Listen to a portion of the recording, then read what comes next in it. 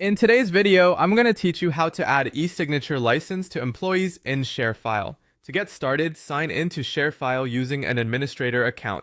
This is important because only users with the right permissions can manage employee users and assign licenses. If you do not have admin access, you may not see the settings needed for this process. Once you're logged in, go to the People Management area. In ShareFile, you can usually do this by selecting People, then Manage Users, or in some accounts, browse employees. The exact wording may vary slightly depending on your setup, but the goal is to get to the list of employee users.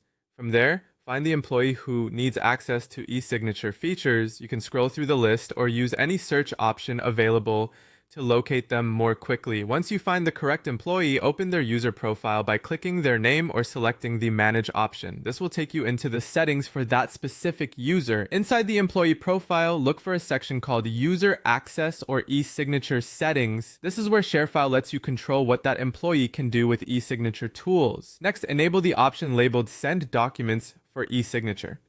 When you check this box, you are giving that employee permission to send documents out for electronic signature.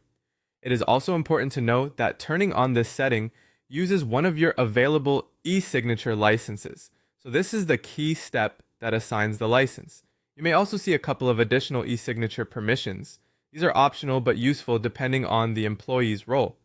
The View All eSignature Documents option allows the user to access all eSignature documents on the account. The Manage eSignature Templates option allows the user to create and manage shared templates, which can be helpful for teams that send the same types of documents regularly.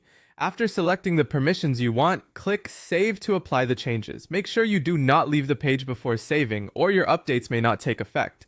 Finally, verify that you still have an available eSignature license. If ShareFile shows that no licenses are available, you may need to add more through Account Settings, then Billing, and then manage your ShareFile plan.